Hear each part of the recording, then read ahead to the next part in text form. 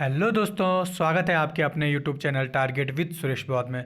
तो फ्रेंड्स, आज हम बात करेंगे एग्रीकल्चर जो क्लास थर्ड है उसके बारे में बात करेंगे। और क्लास टू में हमने जाना है कि जितने भी हमारे क्या कुछ शब्द थे यानी कि टर्मिनोलॉजी थी जितने भी, उनके बारे में हमने आपको डिटेल में बताया। ठीक है, तो चलते हैं फ्रेंड्स आज की वीडियो में एग्रोनॉमी यानी कि सस्य विज्ञान जिसको हिंदी में कहा जाता है, उसके तहत हम बात करेंगे। देखिएगा, जो ये चैप्टर है ना एग्रोनॉमी, इसी के इर्द गिर्द मैंने पिछली वीडियो में बताया, इसी के इर्द गिर्द क्या है, पूरी एग्रीकल्चर घूमती है। ठीक है, समझ लीजिएगा। एग्रोनॉमी में हम पढ़ेंगे क्या, फसल उत्पादन यानी कि जितने भी फसलें होंगी, चाहे वो धान्य फसलें हो, चाहे वो दलहन फसलें हो, चाहे वो तिलहन फसलें हो, ये सब इसके अंतर्गत हम पढ़ेंगे। और साथ ही साथ इरिगेशन के बारे में भी हम जानेंगे। इरिगेशन क्योंकि सारे जगह एक ही काम करता है, चाहे वो बागवानी में हो, चाहे वो आपका ऑयल सीड क्रॉप के लिए हो, सारी जगह इरिगेशन सिस्टम एक ही होता है। इरिगेशन के बारे में जाएंगे, कौन कौन से मेथड इरिगेशन के होते हैं इनके बारे में हम जानेंगे। और देखिएगा, खरपतवार विज्ञान यानी कि वीड साइंस के खरपतवारों के बारे में भी जानेंगे। जैसे दूब घास क्या होती है, इनको कंट्रोल कैसे किया जाता है, या पिछली बार हमने जो बताया था कि फेलेरिस्ट माइनर क्या होता है, इसको किस प्रकार से कंट्रोल करेंगे, सेलेक्टिव हर्बिसाइड है या कुछ इस टाइप के, हम इसके बारे में हम जानेंगे। और साथ ही साथ मृदा विज्ञान यानी कि सॉइल साइंस के बारे में भी हम ये सुपरफिशियल सभी के बारे में हम जानेंगे। क्योंकि इतना ये इंपॉर्टेंट एग्रोनॉमी के लिए ये चैप्टर बहुत ही काफ़ी इंपॉर्टेंट है। कम एटलीस्ट 15 नंबर के आसपास इसी एग्रोनॉमी के तहत घूमता है, अगर एग्रीकल्चर से संबंधित क्वेश्चन आते हैं तो। ठीक है, क्लाइमेट के बारे में जानेंगे, कौन कौन से क्लाइमेट होते हैं। ठीक है, इंसेक्ट एंड डिजीज़ मैनेजमेंट देखिएगा, किस प्रकार से इंसेक्ट कीटों का प्रबंधन करेंगे, और साथ ही कौन कौन से फसलों में रोग लगते हैं इनके बारे में भी हम जानेंगे। तो देखिएगा फ्रेंड्स, जो ये सस्य विज्ञान है ना, ये सभी का क्या एक निचोड़ है, एग्रीकल्चर का निचोड़ है। यानी कि चाहे हमारे वेजिटेबल्स हो, चाहे फ्लोरिकल्चर हो, जितने भी ये पॉइंट होंगे ना, पॉइंट तो यही रहेंगे, लेकिन क्या होंगे, इनके अंदर के डेटा थोड़ा चेंज हो जाएंगे। बशर्ते इसलिए क्या, हम आज की वीडियो आपको ढंग से सुननी है और ढंग से समझना है। थोड़ा वीडियो ज़रूर आज की लंबी है, लेकिन आपको ध्यान रखना है। तो चलते फ्रेंड्स, आज जो हम बात करेंगे क्रॉप प्रोडक्शन के बारे में यानी कि फसल उत्पादन के बारे में। और इसमें मुख्य फसलें जो हमारी होगी वो होगी आज की राइस यानी कि धान्य फसलें। धान की फसलें, स्पेशल धान फसलें बात करेंगे, यानी कि पैडी की फसलें के बारे में आज की वीडियो में हम बात करेंगे। तो फ्रेंड्स, आपको देखिएगा, आज की जो वीडियो है वो है राइस यानी कि चावल की खेती के बारे में हम जानेंगे। इसकी पूरी डिटेल, चावल की खेती में क्या क्या इंपॉर्टेंट है, कौन कौन से टॉपिक होते हैं, इसके बारे में हम आज की वीडियो में चर्चा करेंगे। तो फ्रेंड्स, आपको करना क्या है, वीडियो को अधिक से अधिक शेयर करिएगा और वीडियो को अंत तक देखना बिल्कुल ना भूलिएगा। ठीक है, देखिएगा, कोई भी सब्सक्रिप्शन चार्ज नहीं है, तो आप प्लीज़ करके चैनल को सब्सक्राइब करिएगा और वीडियो को अधिक से अधिक शेयर करिएगा। ठीक है, तो चलते हैं, आज राइस की क्रॉप के बारे में जानेंगे। तो जो देखिएगा, राइस का जो बॉटनिकल नेम सभी लोग जानते हैं, ओराइजा सटाइवा होता है। ठीक है, और जो इसका गुणसूत्र की संख्या यानी क्रोमोसोम नंबर होती है 2n बराबर कितना होता है, 2n = 24 होती है फ्रेंड्स। ठीक है, लिख लीजिएगा इनको, क्योंकि ये इंपॉर्टेंट क्रॉप है। राइस क्रॉप काफ़ी इंपॉर्टेंट है हर एग्जाम के लिए, जितने भी एग्रीकल्चर से रिलेटेड होंगे ना, तो राइस क्रॉप का एटलीस्ट क्वेश्चन बनते ही बनते हैं। तो इसलिए आपको ये ढंग से सुननी भी है। देखिएगा, ओराइजा सटाइवा और 2n = 24 है।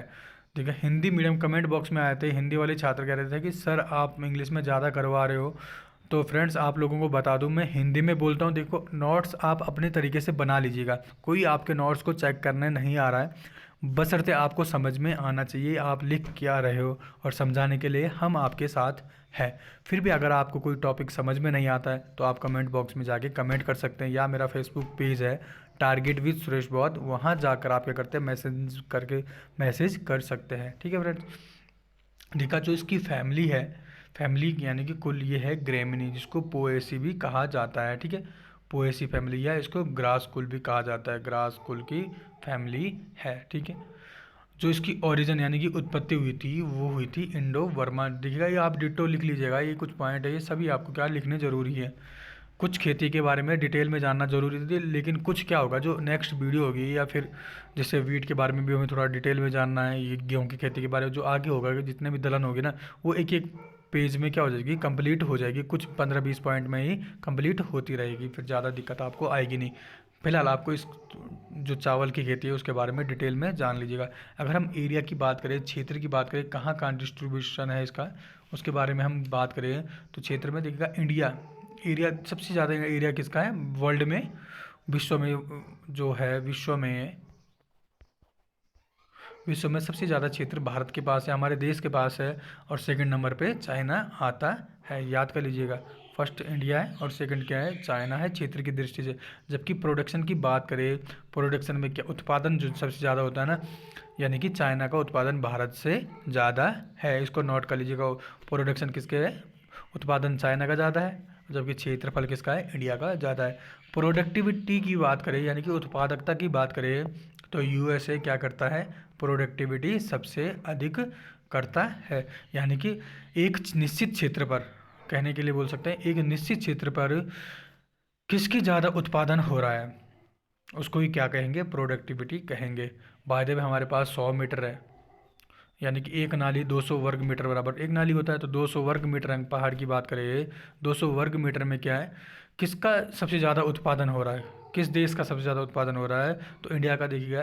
किसी कारण हो सकता हो मैनेजमेंट फैक्टर हो सकते हैं कि हम सिंचाई प्रॉपर नहीं दे पा रहे या हमारा वैरायटी सही नहीं है, कई सारे फैक्टर इसमें डिपेंड करेंगे। तो यूएसए का क्या है, इसका मतलब यूएसए का सब कुछ सही है, इसीलिए उसके कम क्षेत्र में अधिक उत्पादन हो रहा है, इसको ही क्या कहेंगे, प्रोडक्टिविटी कहते हैं।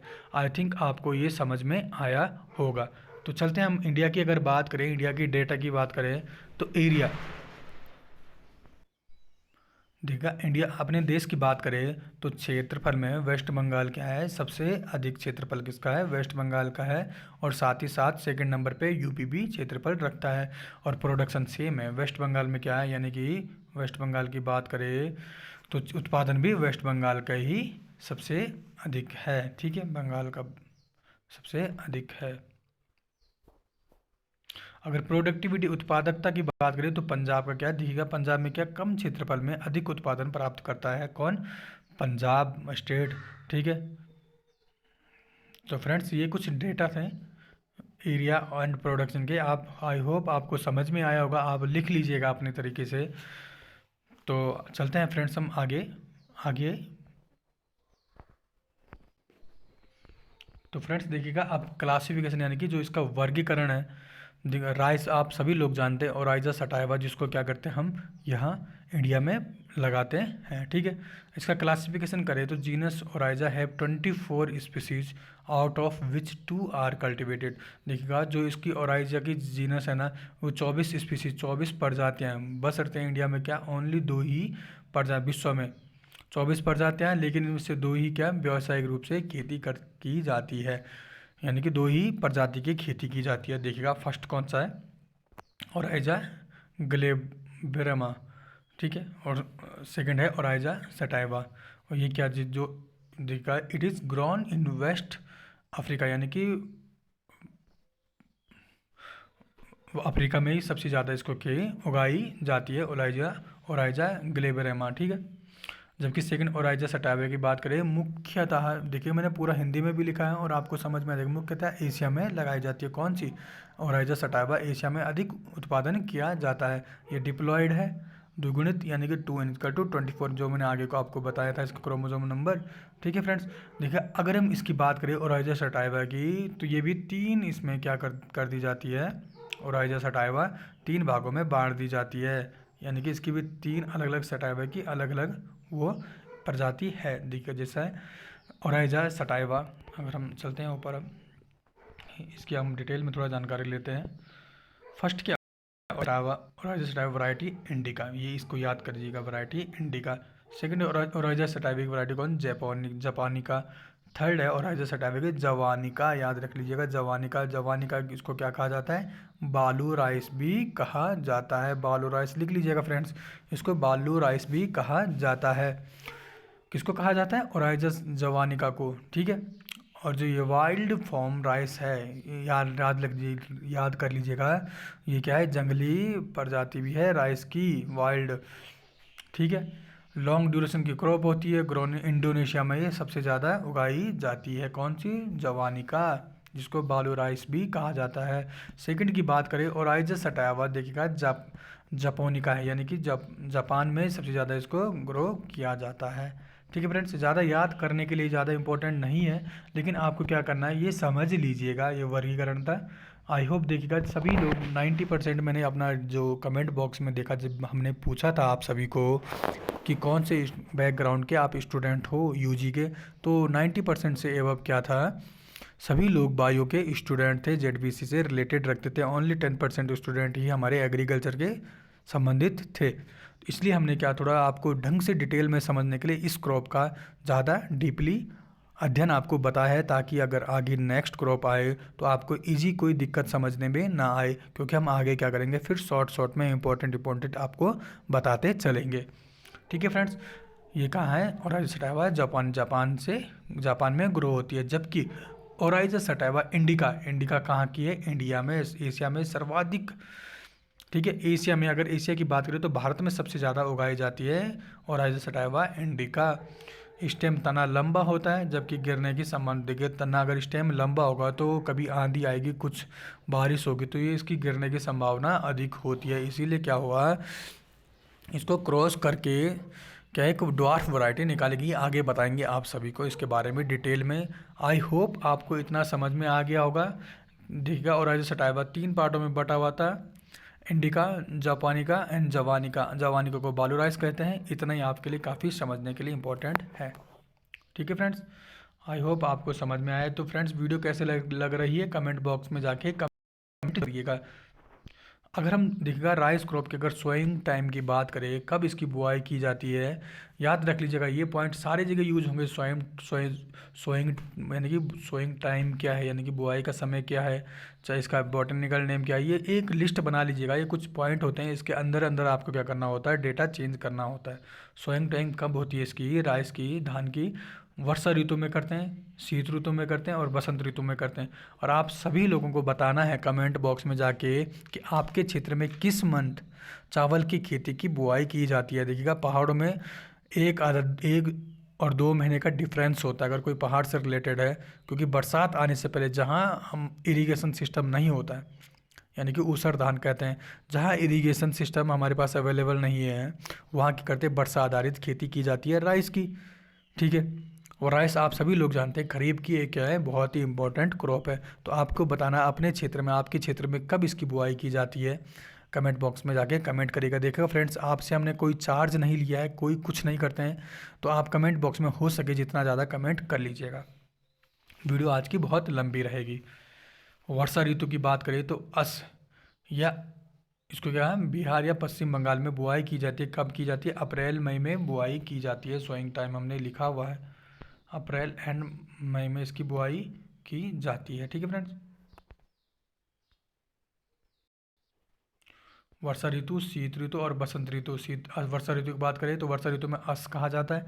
बिहार और पश्चिम बंगाल में स्पेशली सोइंग टाइम में अप्रैल मई, और हार्वेस्टिंग कब होती है आप ले लीजिए मई, जून, जुलाई, अगस्त, सितंबर, 4 महीने ऐड कर लीजिएगा। अक्टूबर मैंने पिछली बार आपको बताया था खरीफ एंड रबी और जायद के बारे में। अगर शीत ऋतु की बात करें, शीत यानी कि खरीफ की ऋतु की बात करें, तो आप सभी लोग जानते हैं जून जुलाई में क्या इसकी बुआई होती है। इसको अमन राइस भी कहा जाता है। ठीक है, खरीफ राइस को।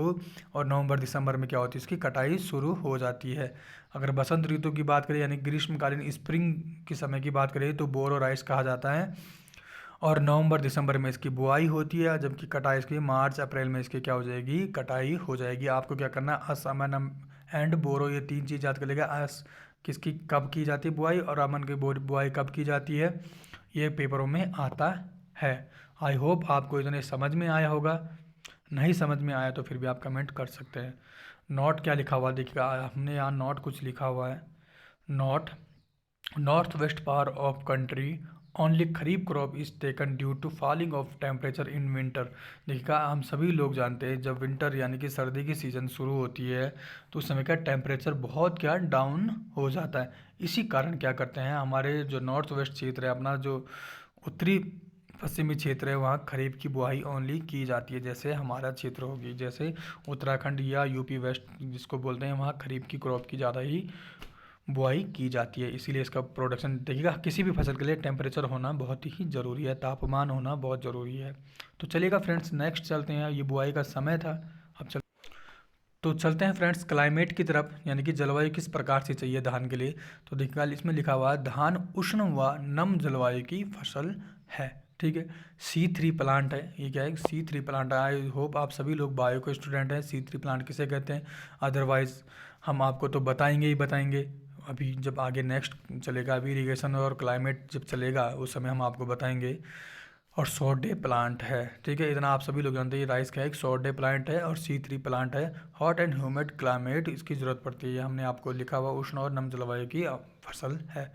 वृद्धि के लिए उपयुक्त, अब देखिएगा ये इंपॉर्टेंट, ऑप्टिमम टेम्परेचर कितना किसको चाहिए, ऑप्टिमम टेम्परेचर ये देखिएगा। वृद्धि के लिए अगर हम इसकी ग्रोथ की बात करें तो ऑप्टिमम टेम्परेचर चाहिए 25 से 30 डिग्री सेंटीग्रेड। जबकि पकते समय जब हम इसके क्या होगा, जब ये हार्वेस्टिंग टाइम से पहले जब ये पक रहा होगा उस समय क्या 20 से 25 डिग्री सेंटीग्रेड क्या चाहिए इसको, टेम्परेचर चाहिए होता है, ठीक है। अगर ऑन एन एवरेज की बात करें टेम्परेचर की, 21 टू 37 डिग्री सेंटीग्रेड इसका टेम्परेचर होना चाहिए। आई होप आपको इतने पॉइंट क्लाइमेट से संबंधित याद हो गए होंगे। आपको करना क्या है, राइस कौन सी क्रॉप, कुछ भी पूछा जाए कि धान की फसल कौन सी शॉर्ट डे है, लॉन्ग डे है, या इस टाइप का क्वेश्चन आ जाए तो आप इजीली कर सकते हैं। सॉइल की बात करें, मृदा कौन सी चाहिए तो देखिएगा चिकनी अथवा मटियार दोमट, यानी कि clay and clay loam soil इसके लिए चाहिए होती है, ठीक है। चिकनी एवं मटियार दोमट, clay and clay loam soil इसके लिए बहुत ही इंपॉर्टेंट होती है, क्योंकि राइस के लिए क्या चाहिए, हमेशा पानी भरा हुआ अधिक चाहिए। राइस ऐसी क्रॉप है जिसमें पानी बहुत ही ज़्यादा लगता है, ठीक है। सॉइल के चिकनी एवं मटियार, और जिसका पीएच कितना होना चाहिए 5.5 से 6.5 के बीच में on an average.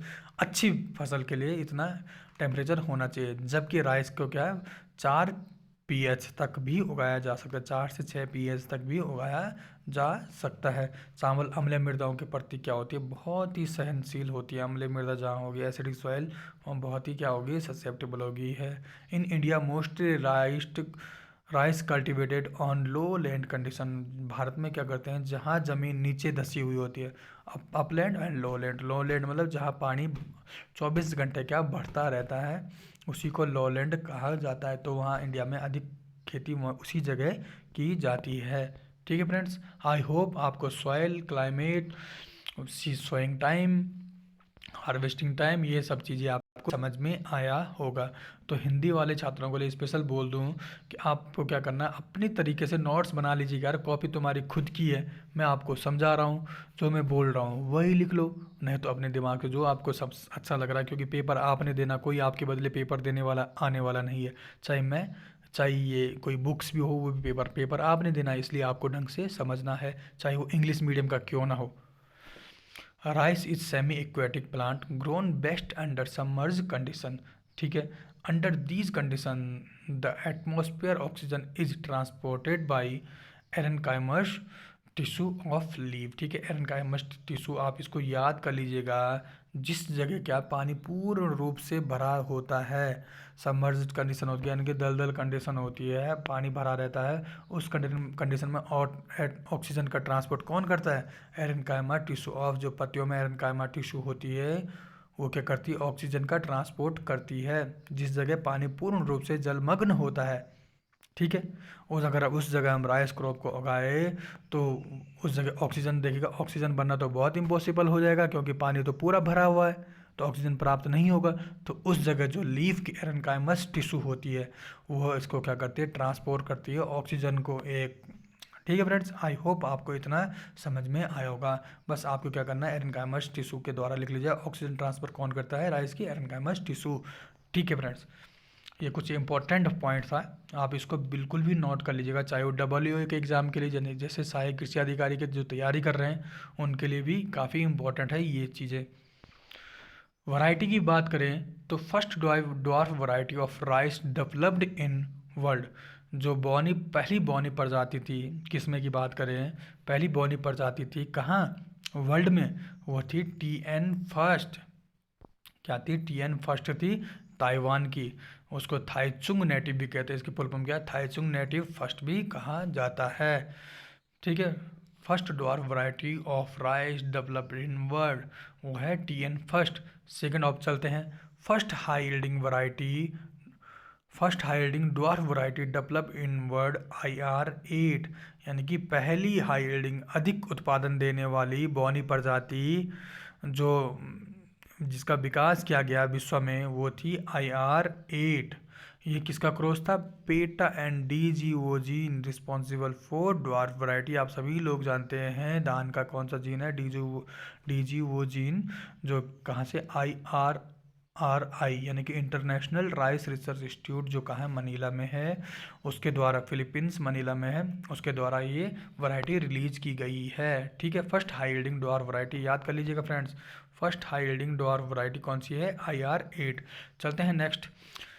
In 1964 introduction of TN first in India. देखा इंडिया में कब हुआ था? 1964 में क्या हो गया? इंडिया में भी लाई गई TN फर्स्ट, हमारे देश में, भारत में लाई गई। IR8 की बात करें तो IR8 was the second introducing variety in India from IRI Manila. आप सभी लोग जानते हैं पहले TN फर्स्ट आई, सेकेंड कौन सी आई? IRI8 आई इंडिया में।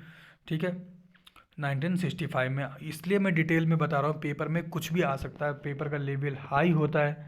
ठीक है फ्रेंड्स, और खासकर ये फर्स्ट हमारी क्या है आज? फर्स्ट क्रॉप है, तो इसको डिटेल में जानना आपको अधिक बहुत ज़रूरी है, डिटेल में। उसके बाद जितने भी क्रॉप्स आएगी तो उसको हम एक एक पेज में, मैंने आप शुरू में भी आपको बताया, तो उसको एक एक पेज में क्या कर देंगे? कंप्लीट कर देंगे। आपको ये क्या है? समझना है। देखिए चलते हैं। First Indian high yielding earliest semi dwarf variety Jaya, जो क्या थी? इंडिया की पहली हाई यील्डिंग वैरायटी थी। सेमी ड्वार्फ मतलब पूरी ड्वार्फ बॉनी नहीं थी, लेकिन थोड़ा बॉनी प्रजाति थी, वो क्या थी? जया थी। इंडिया की पहली वैरायटी कौन सी है? Semi dwarf variety. ठीक है, वो थी जया। रिलीज इन 1968। कब हुई थी? 1968 में क्या हुई? रिलीज की गई। ठीक है, डॉक्टर किसके द्वारा? डॉक्टर शास्त्री द्वारा की गई, रिलीज की गई। इतना आने वाला नहीं है, लेकिन आपको क्या करना है? First high yielding dwarf variety, semi dwarf variety कौन थी? जया थी, इंडिया की। और ये क्रॉस किसका था? TN फर्स्ट एंड टाइप, यानी कि कोई टाइप मतलब यानी कि कोई स्पेसिफिक वैरायटी नहीं थी, टाइप 141 था, यानी कि कोई ट्रायल चल रहा था, उसके साथ TN फर्स्ट का क्रॉस कराया। TN हम सभी लोग जानते हैं TN कहाँ की थी? TN थी ताइवान की, जो ड्वार्फ वैरायटी थी। ठीक है, it is good yielder as compare to TN first. ये क्या थी? जो जया वैरायटी थी, ये इनसे भी अच्छी थी। किससे? TN फर्स्ट से और IR8 से। ठीक है, हैंस कॉल्ड, इसको क्या कहा जाता है? मिरेकल राइस इन इंडिया, यानी कि चमत्कारी राइस, इसको कह सकते हैं। मिरेकल राइस ऑफ इंडिया किसको कहा जाता है? वो कहा जाता है जया को कहा जाता है। याद कर लीजिएगा, जया को क्या कहा जाता है? मिरेकल राइस इन इंडिया, यानी कि चमत्कारी चावल किसको कहा जाता है? भारत का जया को कहा जाता है। ठीक है फ्रेंड्स, आई होप आपको इतना समझ में आया होगा। चलते हैं फ्रेंड्स नेक्स्ट की तरफ। वीडियो आज बड़ी बहुत है। देखा, मिरेकल राइस ऑफ इंडिया किसको कहा जाता है? जया को कहा जाता है। जबकि mutant dwarf variety of rice, ठीक है, वो किसे कहा जाएगा? जगन्नाथ, एंड जगन्नाथ को कहा जाता है। एंड सत्री, SATTARI, सत्री को क्या कहा जाता है? Mutant dwarf variety of rice, यानी कि जो परिवर्तनशील जेनेटिक परिवर्तन जिसमें किया गया, जेनेटिक परिवर्तन के द्वारा, वो क्या है? जगन्नाथ एंड सत्री क्या थी? वैरायटी थी। म्यूटेंट जिसको आनुवांशिकी रूप से परिवर्तन किया गया, जीन को क्या करा? आनुवांशिक रूप से परिवर्तन किया गया, वो जगन्नाथ थी। ठीक है फ्रेंड्स, काफ़ी इंपॉर्टेंट बनता है ये क्वेश्चन भी। और इससे पहले वाला जो क्वेश्चन था जया वाला, वो तो कई बार पेपरों में पूछा भी जा चुका है। इसलिए क्या है, आपको थोड़ा डीप स्टडी करनी पड़ेगी वैरायटी के लिए, स्पेशल राइस क्रॉप के लिए। राइस ही क्रॉप सबका बेस है, ये कई बार बोल चुका हूँ। Variety suitable for direct seeding. ठीक है, जो वैरायटी कौन कौन सीधी बुआई के लिए, जैसे पहाड़ों में करते हैं, क्या कर देते हैं? सीधे डायरेक्ट बुआई कर देते हैं, ना ट्रांसप्लांट करते हैं, यानी कि उसको ना पहले नर्सरी तैयार की जाती है, फिर उसके बाद रोपाई ना करके डायरेक्ट उसको क्या कर दिया जाता है? रात को भिगो के अगले दिन को क्या कर दिया जाता है? इसको बुआई के लिए प्रयुक्त छिड़काव विधि जिसके कहते हैं डायरेक्ट सीड, सीधे डायरेक्ट छिड़काव तो नहीं बोलेंगे, लेकिन डायरेक्ट सीड में क्या करेंगे? इसमें ट्रांसप्लांटिंग नहीं करते हैं, यानी कि रोपाई नहीं करते हैं, सीधे डायरेक्ट बुआई कर देते हैं। ठीक है फ्रेंड्स, कौन कौन सी है? बाला होगी, कावेरी और नगीना 22। काफ़ी इंपॉर्टेंट बनता है ये क्वेश्चन। वैरायटी सुटेबल फॉर सीधी बुआई के लिए कौन कौन सी वैरायटी सुटेबल रहती है, उपयुक्त रहती है? बाला, कावेरी, नगीना 22। अगर सैलिनिटी की बात करें, सैलिनिटी टॉलरेंस की बात करें, IR8 क्या इंपॉर्टेंट बनेगा? ठीक है। अगर वाटर लॉग कंडीशन की बात करें, यानी कि जहाँ पानी जलमग्न होता है वहाँ जलमग्न ही वैरायटी है, देख लीजिएगा। वाटर लॉग कंडीशन जहाँ पानी पूर्णतः भरा रहता है वो वैरायटी है जलमग्न और पंकज, काफ़ी इंपॉर्टेंट है। दो वैरायटी वाटर लॉग कंडीशन के लिए कौन कौन सी राइस की वैरायटी है, जलमग्न और पंकज। ठीक है। First hybrid of basmati in world, देखिएगा काफ़ी इंपॉर्टेंट है। पहली बासमती कौन सी, हाइब्रिड बासमती कौन सी थी विश्व में, PRH10, देख लीजिएगा। PRH10 क्या थी, पहली विश्व की बासमती राइस थी, हाइब्रिड यानी कि संकर बासमती थी, PRH10। ठीक है। First hybrid of rice in India, अगर हाइब्रिड संकर हाइब्रिड की यानी कि पहली संकर चावल की बात करें इन इंडिया की, तो CORH फर्स्ट क्या थी, 94 में रिलीज हुई थी, ये वैरायटी थी first hybrid rice in India. Variety release from IARI। ठीक है। तो नॉरिन 8 हो गया, बासमती 370 हो गई, काफ़ी इतना इंपॉर्टेंट नहीं बनेगा, लेकिन फर्स्ट हाइब्रिड आपको ये सब चीज़ें ऊपर वाली याद करनी होगी।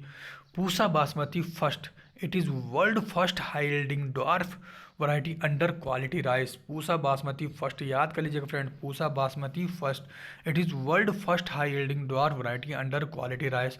ये क्या है, विश्व की पहली हाई यील्डिंग ड्वार्फ वैरायटी है, पहली अधिक उत्पादन देने वाली बौनी प्रजाति है। किस रूप में, क्वालिटी के रूप में, यानी कि क्वालिटी, इसकी क्वालिटी यानी कि एरोमा यानी कि खुशबू, इसमें बहुत अच्छी खुशबू आती थी। ठीक है।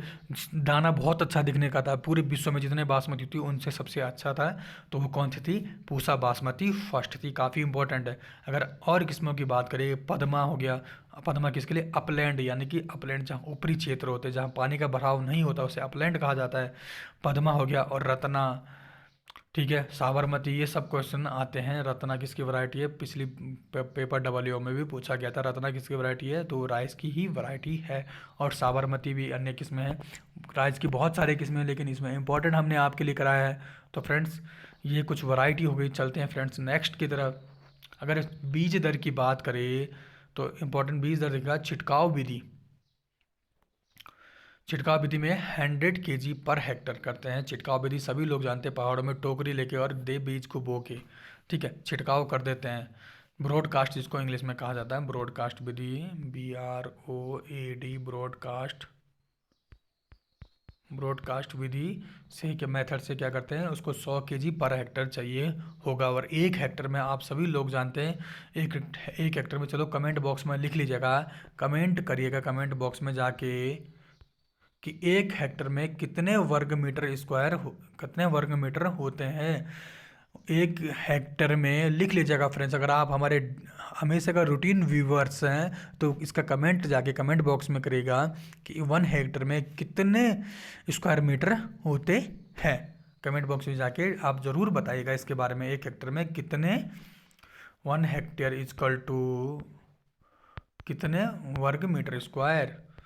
सीड ड्रिल की बात करें तो सीड ड्रिल देखिएगा, सीड ड्रिल क्या होता है, एक मशीन होती है जिसके तहत क्या आपको fix line to line and row to row fix क्या बीज पड़ता जाता है। इसकी फ़ोटो हम आपको बताते हैं अभी।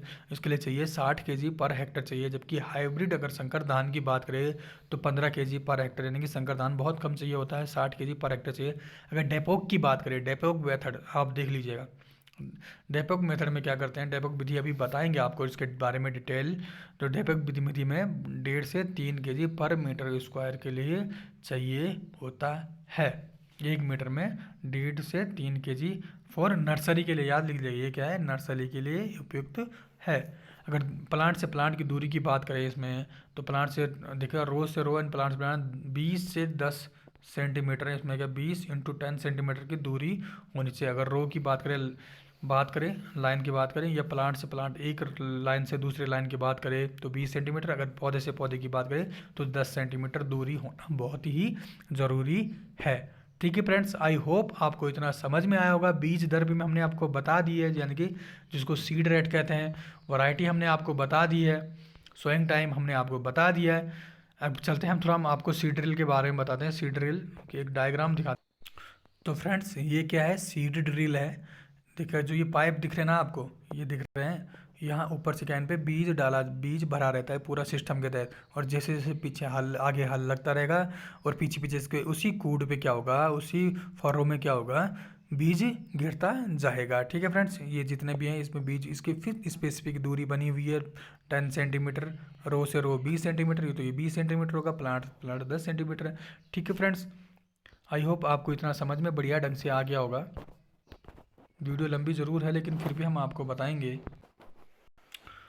तो फ्रेंड्स अब चलते हैं फर्टिलाइज़र मैनेजमेंट यानी कि उर्वरक प्रवर्धन किस प्रकार से।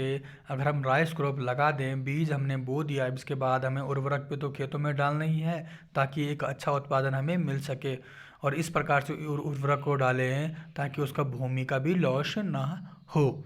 ठीक है, और भूमि का उर्वरक क्षमता भी कम ना हो। तो फ्रेंड्स वीडियो को अंत तक देखना बिल्कुल ना भूलिएगा, क्योंकि अंत में हमने क्वेश्चन रखे हुए हैं, 30 क्वेश्चन आंसर रखे हुए हैं, उनको भी आप जरूर रख लीजिएगा, रट लीजिएगा और नोट्स बना लीजिएगा। काफ़ी इंपॉर्टेंट क्वेश्चन है वो सभी याद करने के लिए, तो वीडियो को अंत तक देखना बिल्कुल ना भूलिएगा।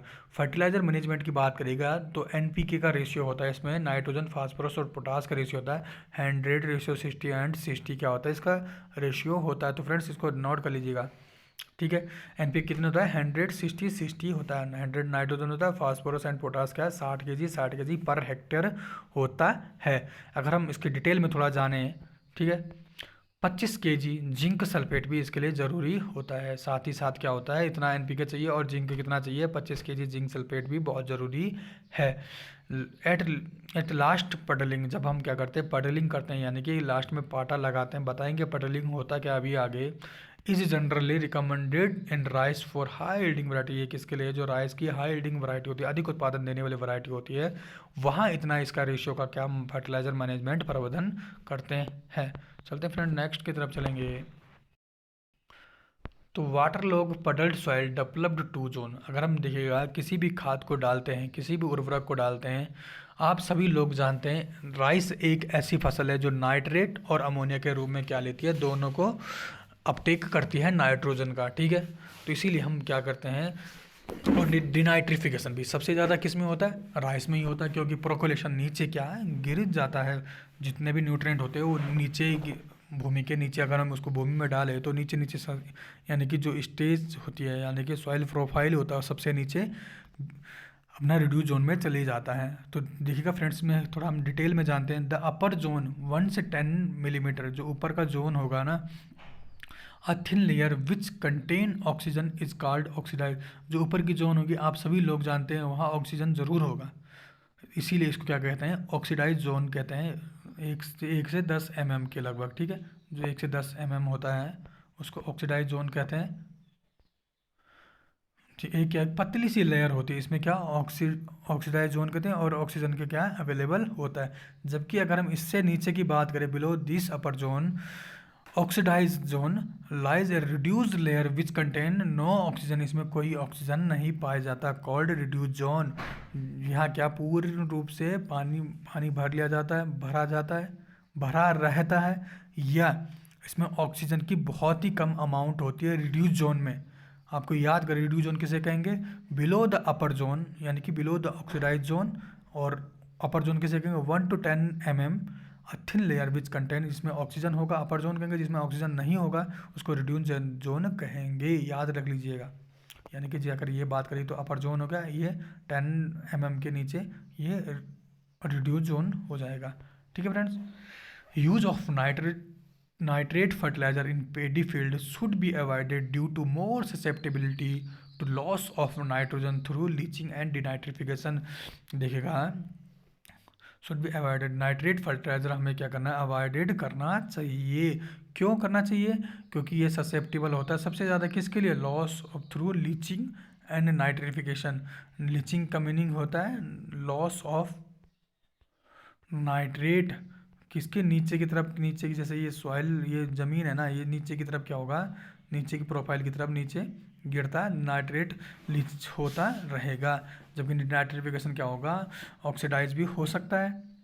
ठीक है फ्रेंड्स, डिनाइट्रिफिकेशन कहेंगे नाइट्रोजन का लॉस होना।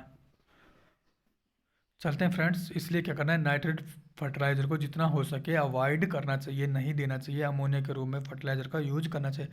हैंस इन लो लैंड, याद कर लीजिएगा, hence in low land the deep placement of ammoniacal form of nitrogenous fertiliser in the reduce zone has been proved to be efficient method of nitrogen application than the other method. ठीक है, ammoniacal form के fertiliser का ही क्या करना चाहिए, reduce zone में provide कराना चाहिए। रिड्यूस यानी कि हमने आपको बताया सीधे जड़ रिड्यूस जोन हो जाएगी आपके जड़ के, जो राइस क्रॉप की जड़ होगी वहीं क्या करना चाहिए, इसको डीप प्लेसमेंट देना चाहिए। डीप यानी कि गहरी तक डायरेक्ट उसको देना चाहिए नाइट्रेट अमोनिया के फॉर्म में।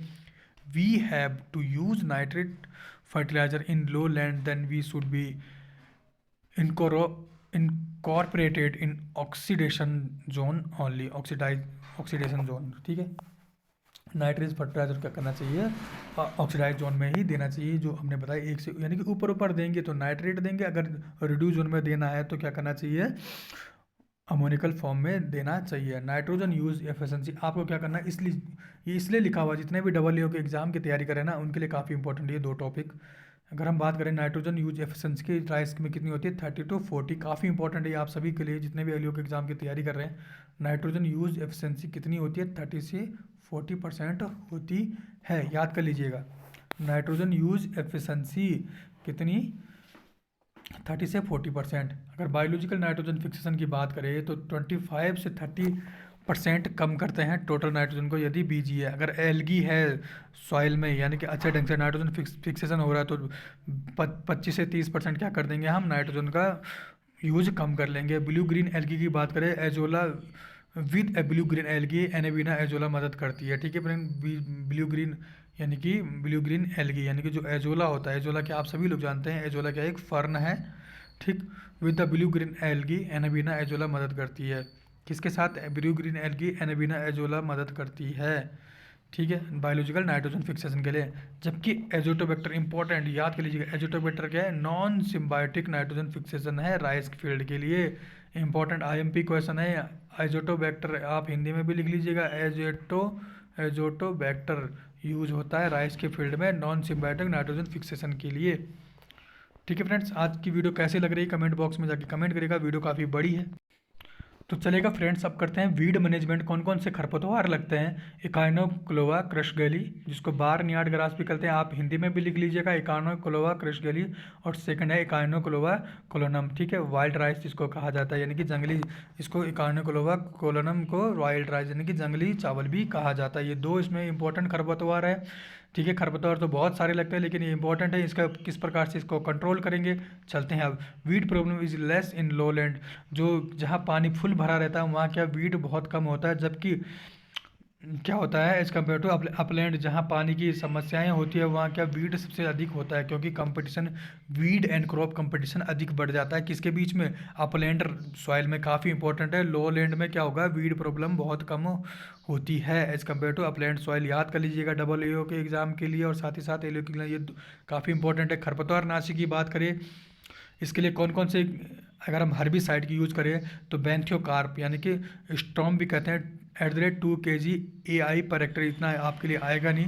फिलहाल आपको क्या करना है, applied as a pre emergence. Pre emergence क्या होता है, पोस्ट एमरजेंस क्या होता है, एक याद कर लीजिएगा आप, भी सब फसलों में अभी यूज़ होने वाले हैं टर्म्स, इसलिए आपको क्या करना है, एज प्री एमरजेंस यानी कि एमरजेंस से जो इसका एमरजेंस होता है ना उससे पहले इसको यूज कर लेंगे। इस खरपतवार को प्री एमरजेंस कर लेते हैं यानी कि जर्मिनेस एमर्ज होने से, यानी कि जब खरपतवार ऊपर सॉइल से हल्का सा दिखेगा उसको क्या एमर्ज कहते हैं। ठीक है, उस समय से क्या करेंगे हम, पहले ही इसको, खरपतवार भूमि से ऊपर दिखना चाहिए उस समय, उससे पहले ही क्या कर देंगे, इस खरपतवार नाशी का यूज कर लेंगे। प्रोपानील की बात करें, इंपॉर्टेंट आईएमपी क्वेश्चन, आईएमपी प्रोपानील सबसे ज़्यादा यूज होने वाला खरपतवार नाशी है राइस में। स्टॉम्प F34 भी कहते हैं, स्टॉम्प 34 किसके कहते हैं, प्रोपानील को कहते हैं।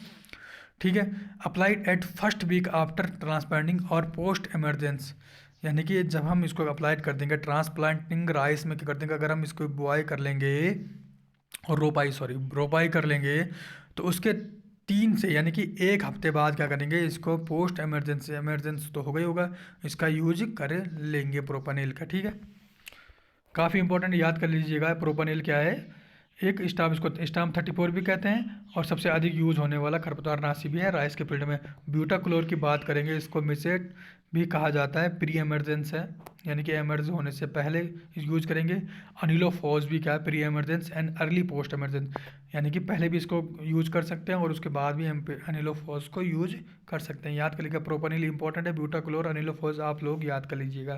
ठीक है फ्रेंड्स, ये खरपतवार नाशी थे। अब चलते हैं खैरा डिजीज। ये इतने टर्म्स सारे क्रॉप में यूज होने वाले हैं अभी, इसलिए आपको क्या करना है, ये टर्म्स तो याद कर लीजिएगा। खरपतवार नाशी किसे कहते हैं, खरपतवार क्या होता है, ये अभी हम बताएंगे, वीड साइंस जब यूज होगा। खैरा डिजीज का देखिएगा, ये क्वेश्चन बनेगा ही बनेगा, इसलिए Khaira disease, zinc deficiency caused Khaira disease in rice usually in nursery stage. Zinc disease के कारण क्या डिफिशिएंसी है, जिंक की कमी कारण क्या होता है, खैरा डिजीज होता है राइस के क्रॉप में, यानी कि धान चावल की खेती में, और किस समय, जब वो नर्सरी स्टेज में होती है। याद कर लीजिएगा, नर्सरी स्टेज में कब होती है जिंक की खैरा डिजीज, नर्सरी स्टेज में होती है। फर्स्ट रिपोर्टेड बाई, किसने दी थी सबसे पहले, YL नैने सर ने ही दी थी। तो फ्रेंड्स ये काफ़ी इंपॉर्टेंट है, इसको पूरा रट लीजिएगा आप। खैरा डिजीज के बारे में काफ़ी बार क्वेश्चन पूछे गए हैं।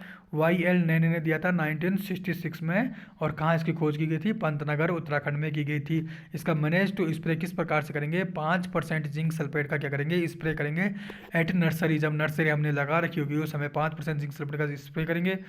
ठीक है, फोलर स्प्रे करेंगे यानी कि, और 0.5% जिंक सल्फेट इन फील्ड देंगे। ठीक है, फोलर स्प्रे 0.5% क्या करेंगे, जिंक सल्फेट इन फील्ड में दे देंगे। ठीक है, जब बुआई कर रहे होंगे उससे पहले फील्ड में ही डाल दिया जाता है। एक तो हम इसको स्प्रे करेंगे यानी कि छिड़काव विधि से करेंगे, दूसरा ज़मीन पे भी डाल देंगे। ठीक है फ्रेंड्स, आई होप आपको इतना समझ में आ गया। नर्सरी स्टेज में इसका यूज़ सबसे ज़्यादा खैरा डिजीज लगता है, जिंक की कमी के कारण खैरा लगता है। YL नैने ने दिया था पंतनगर में, और जिंक सल्फेट का यूज़ करेंगे। ये इसके इंपॉर्टेंट है खैरा डिजीज के बारे में। तो फ्रेंड्स को अधिक से अधिक ढंग से देख लीजिएगा। फ्रेंड्स वीडियो कैसे लग रही है इसके बारे में कमेंट्स करिएगा। पता है आप लोग बोरिंग हो चुके होंगे, लेकिन फिर भी काफ़ी इंपॉर्टेंट है, इसलिए मैंने लॉन्ग वीडियो बनाई हुई है आपके लिए। अगर आयरन टॉक्सिसिटी की बात करें तो आयरन टॉक्सिसिटी भी कि इसमें क्या होता है, काफ़ी इंपॉर्टेंट डिजीज लगती है। ब्राउनिंग ऑफ राइस के कारण होता है, आयरन के कारण होता है, known as browning of rice, iron toxicity अधिक हो जाती है आयरन की। तब इसमें क्या ब्राउनिंग रास, Falguna variety tolerance to iron toxicity, जो फाल्गुना वैरायटी है ना, फाल्गुना किसमें है, वो आयरन की टॉक्सिस काफ़ी इंपॉर्टेंट है, इसके लिए टॉलरेंस से सहनशील है। बुसनिंग क्या होता है फ्रेंड्स, बुसनिंग आप नहीं जानते, ये टर्म्स होगा यूज, इंपॉर्टेंट है काफ़ी, आपको रट लीजिएगा। Beushening, it involve cross ploughing the young crop.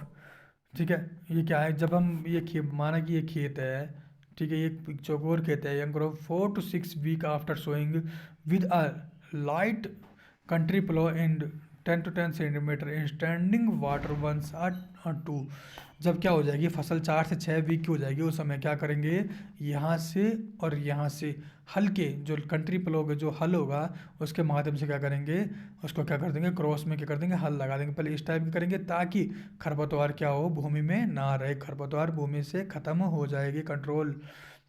इस टाइप की करेंगे इधर उधर, तो भूमि क्या, ज़मीन से क्या होगा, प्लांट क्या होगा, पलट जाएगा, और जितने खरपतवार होंगे वो ऊपर आ जाएंगे। ऊपर आएंगे तो सनलाइट की वजह से क्या हो जाएंगे, वो सूख जाएंगे, डैमेज हो जाएंगे, न्यूट्रिएंट की कमी से डैमेज हो जाएंगे, ये सब चीज़ें।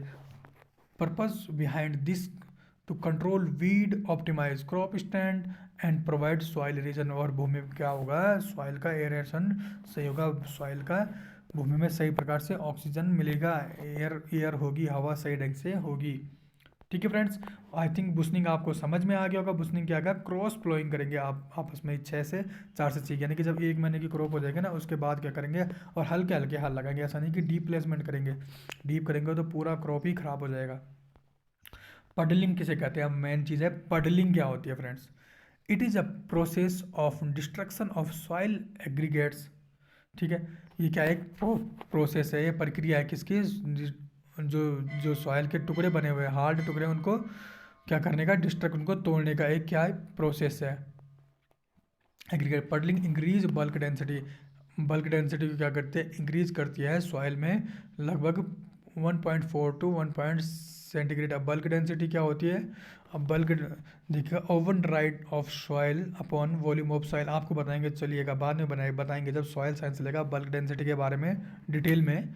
It is a done with equipment known as puddler. ये किसके द्वारा की जाती है? पडलर के द्वारा की जाती है। इक्विपमेंट होता है, पडलर किसे कहते हैं? अब पडलिंग वैसे आपको समझा दूँ, नॉर्मल भाषा में समझा दूँ, प्रैक्टिकली तो कुछ नहीं। जब देखा होगा आपने, अगर फिर आता हूँ मैं, पहले तो हल लगाते हैं भूमि में। जब जब रोपाई करने से पहले क्या करते हैं, एक हल लगा दिया जाता है बढ़िया ढंग से।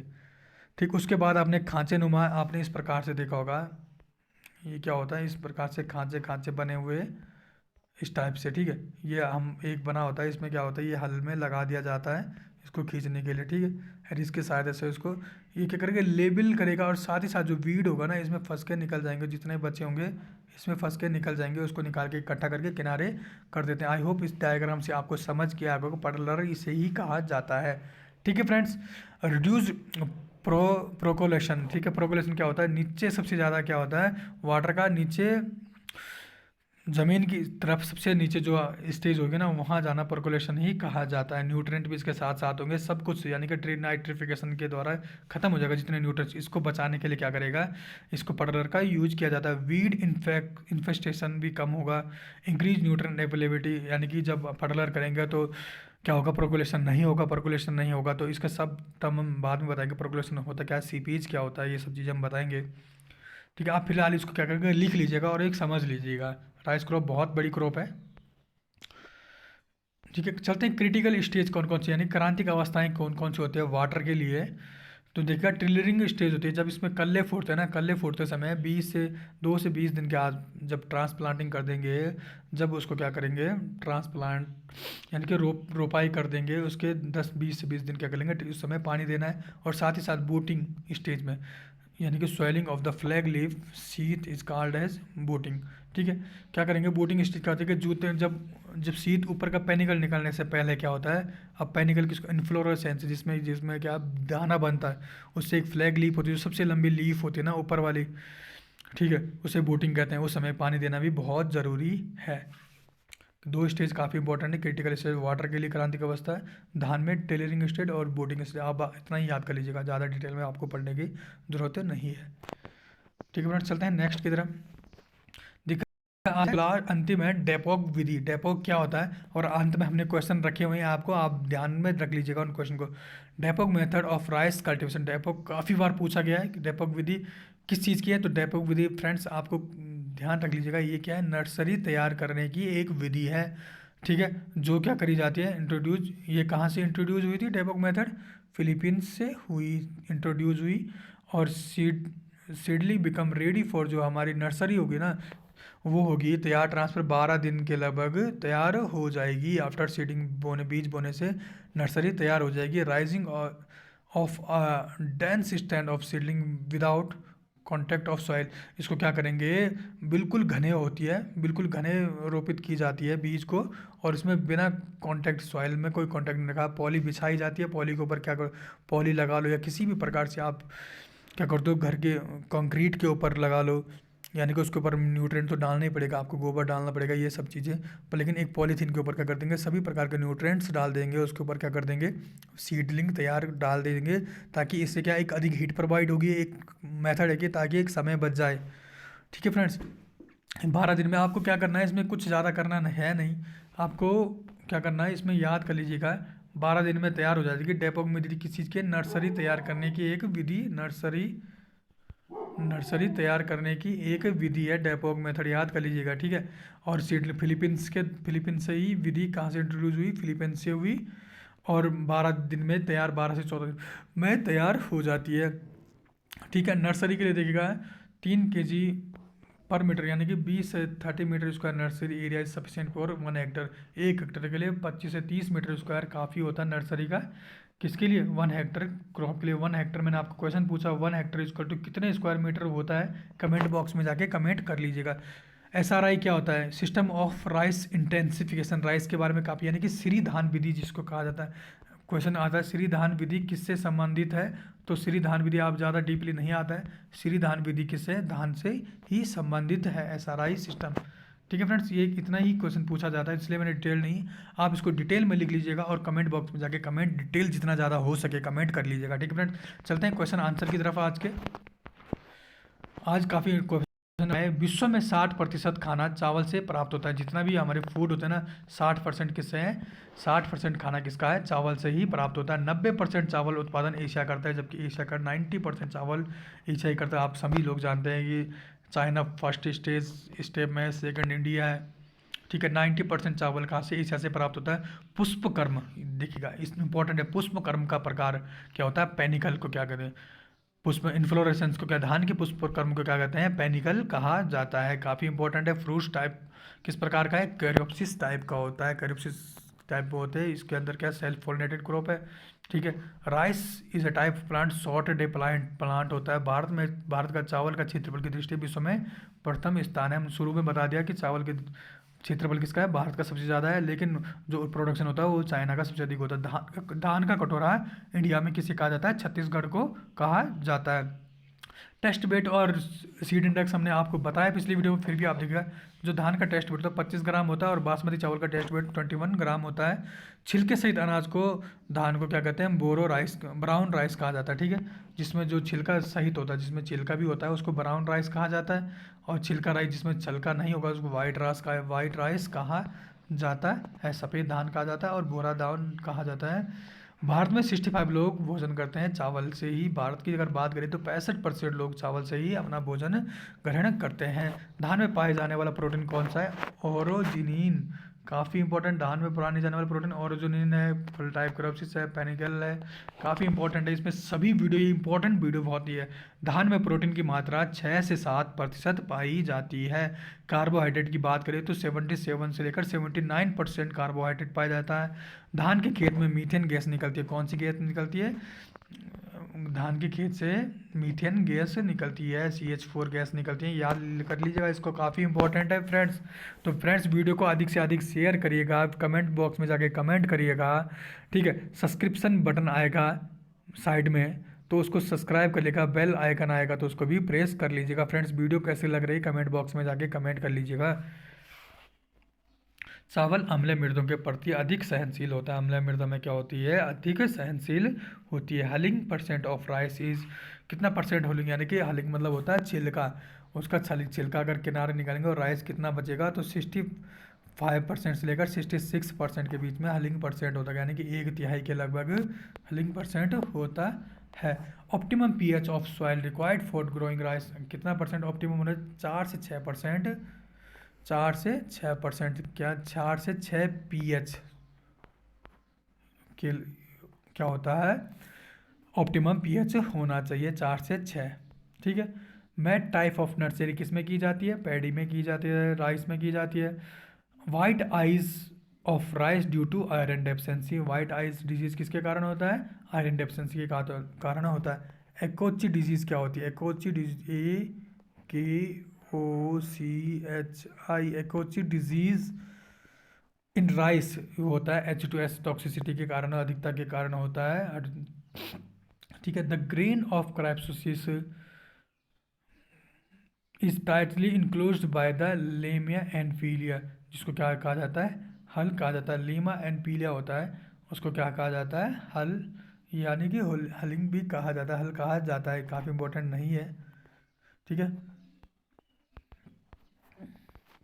जिसका inflorescence of rice is panicle which is a group of, क्या होता है? इन्फ्लोरेसेंस ऑफ, जो जितने भी हमारे पेनिकल होते हैं ना, जो ऊपर आप पेनिकल, जिसमें आपने धान पेनिकल किसी का, ये धान लगा हुआ है, ये सब पेनिकल, ये जो इधर क्रॉस हो रही है इसको क्या है? स्पाइकलेट कहेंगे। ये ग्रुप किसका होगा? इस पेनिकल की, ये पूरा पेनिकल कहा जाता है। और जो ये स्पाइक होते हैं इधर से इधर, इधर से इधर, इसको क्या कहता था?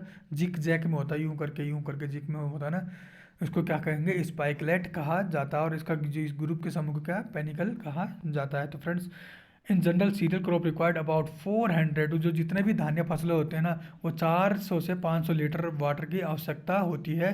1 kg ऑफ ड्राई मैटर, अगर 1 kg शुष्क पदार्थ को प्रोडक्ट्स उत्पादन करने के लिए कितने ड्राई पानी की आवश्यकता है? 400 से 500 लीटर होती है। जबकि अगर राइस की बात करें, काफ़ी इंपॉर्टेंट, अगर राइस की बात करें तो 1 हेक्टर ग्रेन के लिए कितना चाहिए?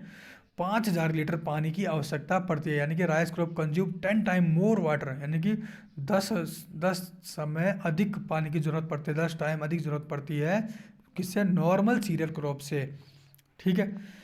तो ध्यान रख लीजिएगा, 1 kg ग्रेन प्राप्त करने के लिए 5000 लीटर पानी की आवश्यकता होती है धान के क्रॉप को। प्रोपोनिल मैंने आपको शुरू में बताया, प्रोपोनिल एक खरपतवारनाशी है, मोस्टली यूज किया जाता है पोस्ट इमरजेंस हार्बिसाइड, यानी कि खरपतवारनाशी है, काफ़ी इंपॉर्टेंट है। Normally rice plant is transplanted at 21 से 25 डे आफ्टर सोइंग, यानी कि जब 3 से 4 लीफ उसमें बन जाएगी, यानी कि 1 महीना बड़ा बड़ा कह सकते हैं, 1 महीने की जब नर्सरी तैयार हो जाएगी उसको क्या कर दिया जाता है, उसके बाद रोपित किया जाता है, ट्रांसप्लांट किया जाता है। The nursery are required for providing seedling for transplanting 1 hectare, यानी कि एक अगर नॉर्मल की बात करें तो 1 हेक्टर के लिए कितना चाहिए, 10,000 वर्ग मीटर क्या चाहिए, कहने का मतलब 1,000 वर्ग मीटर को क्या चाहिए, नर्सरी 1,000 वर्ग मीटर में नर्सरी तैयार करने के लिए जगह चाहिए होती है। यदि हम 1 हेक्टर में बुआई कर रहे हैं, 1 हेक्टर क्षेत्र में रोपाई कर रहे हैं 1 हेक्टर में, तो 1,000 क्या स्क्वायर मीटर की नर्सरी बनानी होगी, यानी कि 1/10 हेक्टर। काफ़ी बार पेपरों में पूछा गया, याद रखिएगा 1/10 हेक्टर की जरूरत पड़ती है। 1 में नर्सरी तैयार करेंगे और 10 को क्या कर देंगे, इसमें रोपित कर देंगे 10 time. Rice prefer nitrogen Uptake इन अमोनिकल फॉर्म, राइस क्या करती है, प्रिफेयर करती है नाइट्रोजन अपटेक, किस फॉर्म में, नाइट्रोजन को अपटेक करती है धान की फसल, अमोनिकल NH4 में अपटेक करती है। Aroma in rice is due to presence of, जो उसकी खुशबू होती है ना राइस में यानी कि बासमती राइस की बात करें या राइस की बात करें, उसमें जो खुशबू होती है, सुगंध होती है, ड्यू टू किसके कारण होता है, डाई एसिटाइल प्रोपालीन के कारण होती है। ये क्या है, केमिकल होता है, इसके कारण क्या है, इसमें खुशबू आती है। Blast resistant variety is rice, Tulsi हो गया, IR64, ब्लास्ट एक डिजीज होता है, ब्लास्ट किस में लगता है, राइस क्रॉप में लगता है। Dead heart and white ear of rice is caused by yellow stem borer लगता है, यह इंसेक्ट है, इसके कारण क्या होता है, white year and dead heart के कारण होता है। बैक्टीरियल लीफ ब्लाइट भी इसी में लगता है, BLB। एंड टुंगरो वायरस किसका वायरस है, और आप इतना कर लीजिए, बैक्टीरियल लीफ ब्लाइट और ब्लाइट एंड टुंगरो वायरस किसके में लगता है, टुंगरो आप हिंदी में भी लिख सकते हैं, टुंगरो बैक्टीरियल लीफ जो भी आपको लिखना है, टुंगरो वायरस, इसका कोई हिंदी का प्रॉपर नेम नहीं है, आपको इसको ऐसे ही लिख लीजिएगा, ठीक है। ये क्या है, किस में लगती है, राइस में ही लगती है। तो फ्रेंड्स ये कुछ क्वेश्चन थे इंपॉर्टेंट आपके लिए। तो आपको वीडियो कैसे लगी फ्रेंड्स, इस बारे में कमेंट बॉक्स में जाके कमेंट करिएगा। आज के लिए इतना ही। जय हिंद, जय भारत, जय उत्तराखंड, नमस्कार।